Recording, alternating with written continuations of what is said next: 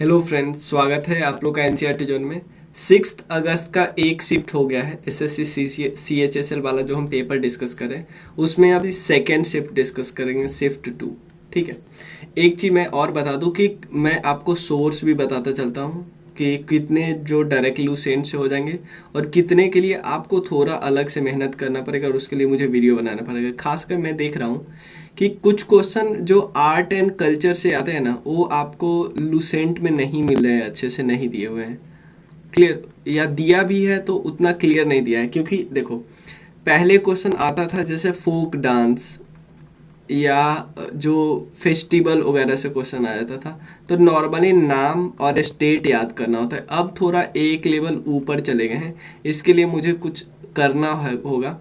इसके लिए मैं फोक डांस पहले क्या कराता था, फोक डांस और उससे रिलेटेड स्टेट, तो हमें एक लेवल और ऊपर जाना, क्योंकि लूसेंट में यही दिया था, हमें एक लेवल और ऊपर जाना कि हमें फोक डांस और किस स्टेट से है और उसका बेसिक पर्पस क्या है, क्यों फोक डांस को किया जाता है, किसके लिए, किस गाने पे, या फेस्टिवल का मेन मकसद क्या है, फर्टिलिटी है मेन मकसद या प्रोडक्टिविटी, हार्वेस्टिंग सीजन, ये सब कराना है। और स्पोर्ट्स में आप एक चीज़ और याद कर लो कि स्पोर्ट्स अवार्ड रैंकिंग, ये मैं देख रहा हूँ, ये तीन चीज़ बहुत ज़्यादा फोकस है करेंट अफेयर्स में, खासकर स्पोर्ट्स और अवार्ड। बाकी मैं देख रहा हूँ कि एसएससी सीएचएसएल में बाकी करेंट अफेयर्स पे उतना नहीं है, बाकी करंट अफेयर्स पे है, लेकिन कभी कभी एक क्वेश्चन आ गया। लेकिन इनमें से जैसे 5 में से 4 क्वेश्चन इन्हीं से आएंगे। एक क्वेश्चन मतलब अगर मान लेते हैं 5 करंट अफेयर्स आ रहे तो 4 यही आएंगे। देख लेते हैं, चलिए शिफ्ट 2 डिस्कस करते हैं। What is the tenure of Lok Sabha? Lok Sabha का टेन्योर कितना होता है? 5 साल, हम सबको पता है। राज्यसभा का टेन्योर कितना होता है? 6 साल होता है। ठीक है ना। पहले स्पीकर कौन थे लोकसभा के? जीवी मावलेनकर। और एक चीज आपको ये पता होगा कि legislative council, Indian legislative council के स्पीकर बन गए थे, आपको पता है, विट्ठल भाई पटेल। क्लियर है ना। और ये इम्पोर्टेंट क्यों है, आपको थोड़ा सा इशू ये पता होगा ना, 1924 के आसपास 2 ग्रुप बट गया था। एक थे वो बोल रहे थे कि नहीं, हमें एंट्री नहीं करनी है लेजिस्लेटिव काउंसिल में, और एक बोल रहे थे हमें करनी है। जो CR दास वाला ग्रुप था, मोतीलाल नेहरू वाला ग्रुप था, उन्होंने बोला कि हाँ हम एंट्री करेंगे। ठीक है ना। तो वो उसके एंट्री करने से ये फायदा हुआ कि एक इंडियन को स्पीकर बना दिया गया 1924 में, ये है विट्ठल भाई पटेल। ये थोड़ा सा इम्पोर्टेंट है। टेन्योर फर्स्ट सेशन लोकसभा का कब हुआ था? 17 अप्रैल 1952 में, और राज्यसभा का भी आपको पता है मई 1952 में। ठीक है। वाइफ जो थी हुमायूं के वाइफ का क्या नाम है? हमदा बानो बेगम। ठीक है ना। फादर ऑब्वियसली बाबर, सिस्टर गुलवदन बेगम, याद रखना है हमको। उसके अलावे सन कौन था? ऑब्वियसली अकबर। हुमायूं नामा, देखो हुमायूं से रिलेटेड ये है। हुमायूं नामा मतलब हुमायूं की बायोग्राफी। हुमायूं की जो बायोग्राफी है ना, वो लिखती है उनकी बहन, और हुमायूं के लिए जो स्ट्रक्चर आर्किटेक्चर बनाना होता है वो बनाती है उनकी वाइफ। ठीक है ना। हुमायूं से रिलेटेड चौसा वाला लड़ाई फेमस है, चौसा कन्नौज, ये सब लड़ाई में शेर शाह सूरी वर्सेस हुमायूं हुआ। ठीक है ना, ये याद रखना। ठीक है। अकॉर्डिंग टू आर्टिकल 24, तो देखो ये क्वेश्चन है जो अभी तक हमने जो क्वेश्चन किया वो डायरेक्टली आपको लूसेंट से हो जा रहा है। अब थोड़ा भी इधर उधर नहीं करना पड़ रहा है, थोड़ा भी नहीं इधर उधर। अकॉर्डिंग टू आर्टिकल 24, आपको पता है आर्टिकल 24 फंडामेंटल राइट है। ठीक है ना। और आर्टिकल 23 और 24, जो आर्टिकल 23 और 24 है किसके अंदर है? राइट, जो देखो, राइट अगेंस्ट एक्सप्लॉइटेशन, जिसमें आर्टिकल 23 पता है किसके लिए है? आर्टिकल 23 है जो ह्यूमन ट्रैफिकिंग होता है, बेगर होता है, जो फोर्स लेबर किया जाता है। बेगर का मतलब होता है फोर्स लेबर विदाउट पेमेंट। इस सब से लोगों को प्रोटेक्ट करना, और आर्टिकल 24 में चाइल्ड लेबर से रिलेटेड है, चाइल्ड लेबर, ठीक है ना। और किस एज ग्रुप को आप फोर्स लेबर में नहीं रख सकते, अंडर 14, ये ध्यान रखना है। 14 से 18 एज वाला कुछ काम कर सकता है, आप ऐसा नहीं कि 14 से 18 वाले एज ग्रुप को आप कोई ऐसे काम करवा दो जैसे कोल माइनिंग, ऐसे नहीं करवा सकते, ठीक है ना। चलिए, who won the only gold medal in 2008 Beijing Olympic, Abhinav Bindra. क्योंकि यहाँ पे सिंपल पूछा है कि बीजिंग ओलंपिक्स, मैं आपको ओलंपिक से रिलेटेड एक वीडियो बना रहा हूँ, मतलब कंटेंट तैयार कर रहा हूँ, तो उससे रिलेटेड जो भी क्वेश्चन हो जाएंगे ना, वो उसमें फिर प्रॉब्लम नहीं होगा, ठीक है ना। फर्स्ट ओलंपिक मेडल 1928 में hockey, first individual medal KD जागा। ये एक्चुअली बात कर रहा है आफ्टर इंडिपेंडेंस, ठीक है ना। 1900 में आपको पता है एक इंडियन बर्थ, मतलब इंडिया में जन्म हुआ था, लेकिन थे वो ब्रिटिशर्स, इंडिया के लिए खेलते थे, उन्होंने रेसिंग में जीता था, 2 सिल्वर जीता था वो 1900 में, ठीक है ना। ये पेरिस में हुआ था, ये मैं आपको सब कुछ बताऊंगा। फर्स्ट फीमेल जो जीती थी मलेश्वरी जी जीती थी 2000 में, ये सिडनी में हुआ था। उसके बाद 2 मेडल सुशील कुमार और पीवी सिंधु, ठीक है। लोकतक लेक एक फ्रेश वाटर लेक है, किस स्टेट में, मणिपुर में है। और लोकतक लेक में बहुत सारे फुमडीज है, यहाँ इसी से में से एक फुमडीज है जो कैबुल लमजाओ नेशनल पार्क बना है। यहाँ पे शंघाई डियर होता है, शंघाई डियर, जो कि इंडेंजर्ड कैटेगरी में है, ठीक है ना। और लोकतक लेक आपको पता है एक रामसर साइट है, रामसर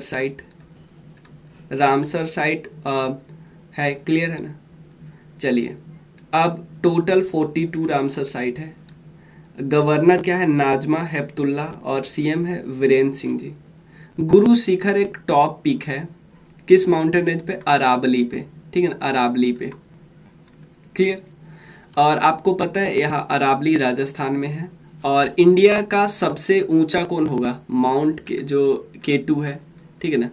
और पूरी दुनिया का है, ये नेपाल में है माउंट एवरेस्ट, यूरोप का है माउंट ब्लैंक, अफ्रीका का है माउंट किलिमंजारो तंजानिया में, ऑस्ट्रेलिया में है माउंट कोस्किजोक, अंटार्कटिका में माउंट विंसन, एशिया का है माउंट एवरेस्ट, तो हमें पता है।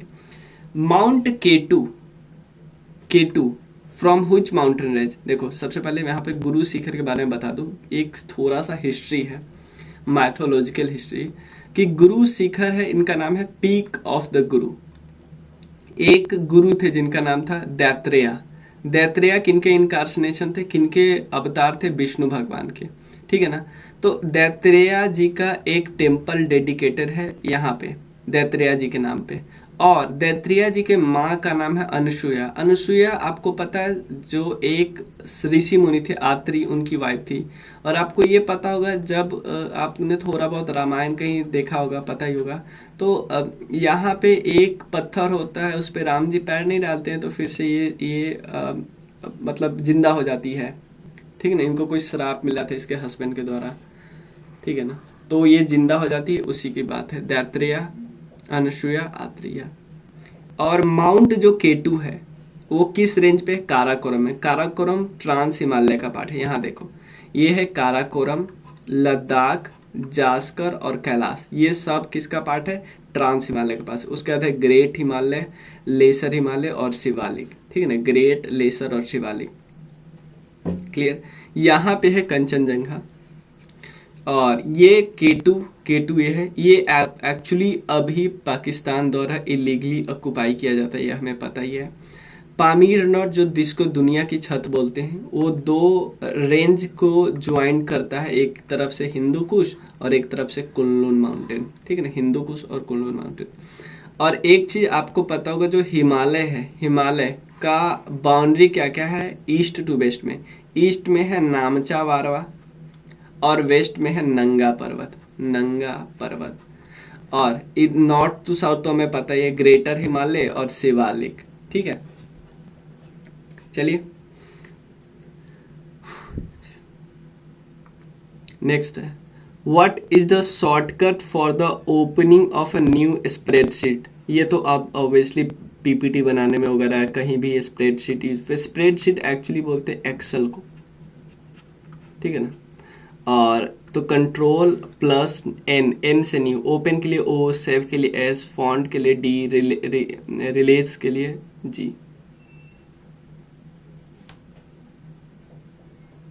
ठीक है। अब थोड़ा कंप्यूटर वाला देख लेना, कंप्यूटर क्योंकि मैं कराया नहीं हूँ, आप कंप्यूटर वाला थोड़ा देख लेना। करंट प्रेसिडेंट ऑफ बीसीसीआई, ये तो नॉर्मल बात है, सौरभ गांगुली, और सेक्रेटरी है जैसा। एस्टैब्लिशमेंट हुआ है 1921 में, 88 में मुंबई इंडिया में हेडक्वार्टर है। रानी रामपाल, देखो अब मैं एक चीज़ आपको बताना चाहता हूँ कि आप जो भी ओलंपिक में गई थी, जो भी गए थे, वो उनको देखो कि जो थोड़ा आगे गए हैं ना एटलीस्ट फाइनल में, जैसे या एक दो स्टेज आगे, जैसे भवानी देवी, अदिति अशोक, ऐसे लोग को चुनो और उनका नाम देख लो किस स्पोर्ट से रिलेटेड है, उस पे क्वेश्चन बहुत ज़्यादा चांसेस है। आप ऐसे मत सोचो कि जो 124 प्लेयर से बाहर क्वेश्चन आएगा, नहीं, क्योंकि अभी सबसे इम्पोर्टेंट कौन है, जो लोग ओलंपिक में गए थे, क्वालिफाई किए थे ओलंपिक के लिए, तो अगर क्वेश्चन पूछेगा भी ना आने वाले एग्जाम में तो वही 124 प्लेयर से पूछेगा, उसमें भी जो लोग थोड़ा आगे गए हैं, ठीक है ना। जैसे एक स्टेज, एक आपको पता है पहले स्टेज को क्वालिफाई कर लिए थे फर्स्ट राउंड, सेकेंड राउंड में इनको मतलब हार का सामना करना पड़ा था भवानी देवी को। रानी रामपाल जो हमारी हॉकी, वुमेन्स हॉकी टीम की कैप्टन है और इस सेमीफाइनल तक गई थी, ये आपको पता होगा। Rani Rampal is associated with which sports? ये हॉकी प्लेयर की कैप्टन है, सॉरी, ये है मतलब यही है रानी रामपाल, ठीक है। चलिए, president of Indian hockey federation के क्या है? ज्ञानेंद्रो निगोनवम, और जो इसका हेड क्वार्टर कहाँ पे? न्यू दिल्ली में। याद रखना कि हॉकी वाले का हेड क्वार्टर है न्यू दिल्ली में और जो क्रिकेट वाले का हेड क्वार्टर है मुंबई में। एस्टैब्लिशमेंट इसका हुआ 20 मई 2009। The definition of chief justice of India, ये कहाँ पे मेंशन है? आर्टिकल 124A, क्योंकि 124 में क्या है? Supreme court. 125 में जजेज की सैलरी, 126 में है appointment of acting chief justice, और 127 में appointment of ad hoc chief justice. ये सब आया हुआ है, प्लीज कम से कम ये दोनों तो आप भूलना मत। एक्टिंग चीफ जस्टिस 126, 127 है एडहॉक, ठीक है ना। अब देखो बाबरनामा, ये सब आराम से हो जाएगा। बाबरनामा देखो तो इसमें अभी तक हमने क्या क्या डिस्कस किया, इसमें से 2 क्वेश्चन हो गया था, ये भी आराम से लूसेंट से हो जा रहा है, ये भी हो जाएगा, ये भी हो जाएगा, ये भी हो जाएगा, ये भी हो जाएगा, ये भी हो जाएगा। ये तो हम सबको पता ही रहता है। ये अगर क्रिकेट के बारे में बात होगा तो बीसीसीआई, इवन लूसेंट में भी दिया है क्रिकेट बीसीसीआई, और नए वाले सेशन में ये भी आया हो गया, ठीक है। रानी रामपाल ऑब्वियसली, ये सब तो करेंट अफेयर से है, जो गई उनके बारे में आपको ध्यान रखना है, ठीक है ना। उसके अलावा क्लियर है ना। और हाँ, और वुमेन की कैप्टन है रानी रामपाल, और मनप्रीत सिंह है मेल कैपिटल, मेंस वाले टीम का, ठीक है। बाबरनामा ऑब्वियसली किसके द्वारा लिखा है? क्योंकि बाबरनामा एक ऑटोबायोग्राफी, ये लिखा गया है बाबर के द्वारा, जाहिरुद्दीन बाबर, लेकिन ये टर्किश लैंग्वेज में लिखा गया है। बाद में इसको पर्सियन में क्या किया गया? ट्रांसलेट किया गया। किसके द्वारा? पर्सियन में ट्रांसलेट किया गया अब्दुल रहीम खाने के द्वारा, ठीक है ना, अब्दुल रहीम के द्वारा। अब्दुल रहीम किसके बेटे थे? बैरम खान के बेटे थे। बैरम खान कौन है? वही बैरम खान जो गुरु था, ट्यूटर था और मेंटोर था किसका? बाबर का, बैरम खान। बैरम खान से रिलेटेड एक चीज बहुत इंपॉर्टेंट है, जो हेमू के साथ लड़ाई हुआ था। कौन सी लड़ाई? बैटल ऑफ पानीपत, हेमू के साथ लड़ाई हुआ। तो उस लड़ाई में पार्टिसिपेट कौन किया था? एक तरफ से थे हेमू, शेर जो सूर डायनेस्टी थे ना उनके प्रधानमंत्री, और दूसरी तरफ थे बैरम खान, ठीक है ना। भवानी, इसके बाद कुछ और किताब है, अकबरनामा लिखा अबुल फजल ने, शकुंतला कालिदास, महाभारत वेदव्यास, रामायण वाल्मीकि, और मृच कटिकम ये शूद्रक ने लिखा था। भवानी देवी ऑब्वियसली किस रिलेटेड से, फेंसिंग। मरियम उज जमानी ये किन मुगल एम्परर की वाइफ थी, ये अकबर की थी। इनका और भी नाम है, जोधाबाई इन्हीं का नाम है, हरकाबाई, हीरा कुंवारी इन्हीं का नाम है। जाकिर खान कौन सा इंस्ट्रूमेंट बनाते, ये है तबला प्लेयर जाकिर खान। क्लियर। ये हुसैन हो ना, पता नहीं उनको खान भी बोलते हैं, क्योंकि हुसैन तो हम सुने हुए हैं। आप मुझे बताइए क्या उनको खान भी बोला जाता है? जरूरी नहीं है इतना है, शायद मिसप्रिंट हो गया, हुसैन खान भी बोलते होंगे, लेकिन हुसैन मेन है, तबला प्लेयर है, देख लो। Inner part of the flower, inner part flower का कौन सा होता है? देखो पहले फ्लावर का जो फीमेल रिप्रोडक्टिव ऑर्गन होता है वो होता है कार्पेल, और मेल वाला होता है स्टेमन। स्टेमन में क्या होता है, एंथर और फिलामेंट। एंथर से आपको होता है पोलिन ग्रेन्स, क्या होता है यहाँ से डिस्प्लेस होके क्या होता है स्टिग्मा के थ्रू यहाँ पे जाता है, ओवरी में जाता है, और यहीं पे क्या होता है फर्टिलाइजेशन होता है। यहाँ से नीचे पोलिन ट्यूब के होते हैं, ये ध्यान है। और याद रखिएगा जो स्टीम होता है, स्टीम के अलावा जो ग्रीन लीफ होता है नीचे उसको बोलते हैं सेपल, याद करिए सेपल। और इतना ध्यान रख सकते हो काफ़ी है। What is the dimension formula of force? देखो डायमेंशन फार्मूला थोड़ा सा एक बेसिक फार्मूला है, और सबसे पहले देखो फोर्स का एसआई यूनिट होता है न्यूटन। देखो डायमेंशन फार्मूला मैं आपको याद करलाता हूँ कि हमेशा एम एल टी के फॉर्म में ही निकलना है। जहाँ पे एम नहीं होगा उसका मतलब एम के पावर 0। देखो एक चीज आपको पता है, किसी का पावर 0 का मतलब 1, ठीक है ना। तो मतलब फोर्स का फॉर्मूला होता है सेकेंड, अगर हम माने सेकेंड न्यूटन्स ला तो F इक्वल टू होता है m इंटू ए, ठीक है ना, mass into acceleration. Acceleration acceleration का मतलब क्या होता है? एक्सेलरेशन का मतलब होता है सिंपल, वेलोसिटी।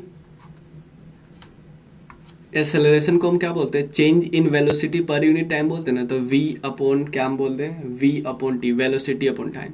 तो सिंपल समझो, a equal to v upon T, और v को हम क्या बोलते हैं? वेलोसिटी को हम बोलते हैं डिस्प्लेसमेंट, डिस्प्लेसमेंट अपॉन टाइम। तो डिस्प्लेसमेंट अपॉन टाइम, तो टाइम इंटू टाइम क्या होगा? t का स्क्वायर हो जाएगा। डिस्प्लेसमेंट को हम क्या बोलते हैं? l, length, length upon t square है। तो आप देखो मास का क्या होता है? m इंटू लेंथ, इसको मल्टीप्लाई करो ना, a को मल्टीप्लाई करो ना, इंटू l अपॉन टी 2। अब देखो एम एल टी ऊपर जाएगा तो -2 नहीं हो जाएगा, तो एम एल टी -2 हो गया आराम से। एम एल टी का फॉर्म में निकालना है, ठीक है ना। याद कर लो तो सही है, लेकिन मुझे नहीं लगता ऐसे याद हो जाता है, ठीक है ना। आप बस कुछ का ध्यान कर लेना है, एक बार करके देख लो ना तो आराम से दिक्कत है। इवन आप नहीं साइंस बैकग्राउंड के तो वो भी कोई दिक्कत नहीं। ब्लैक फीवर और काला जार ये किस माइक्रो ऑर्गेनिज्म के द्वारा होता है? प्रोटोजोआ, ये तो हमें पता ही है। एड्स होता है virus, chicken pox virus, malaria protozoa, ringworm fungus, cholera bacteria, और डाइफेथेरिया भी बैक्टीरिया। ये इसीलिए बताया गया जो ज़्यादा। अवार्ड्स में मैंने बताया ना कि आपको नोबेल प्राइज याद कर लेना है, एकेडमी अवार्ड जिसको हम ऑस्कर अवार्ड भी बोलते हैं, ये सब भी ध्यान रखना है। नोबेल प्राइज फिजिक्स में कौन जीता है? एक है देखो जो ब्लैक होल को डिस्कवरी करने के लिए जीता है, एंड्रिया एम चेज, ठीक है। Which film director won the Padma Shri award in 2020? ये करण जौहर और Ekta Kapoor. What will be the effect on soap solution on the litmus paper? मैं देखो आप ध्यान से देखो, सोप किस चीज से बनता है? सोप बनता है, एक होता है वीक एसिड और स्ट्रॉन्ग बेस, इससे जो सॉल्ट बनता है, वीक एसिड स्ट्रॉन्ग बेस। तो इसमें जो थोड़ा सा कैरेक्टर आ जाएगा, थोड़ा बेस वाला कैरेक्टर आ जाएगा, बेस वाला कैरेक्टर आएगा ना, तो यानी थोड़ा बेसिक होगा। और हमने एक चीज आपको पहले बताया, बार।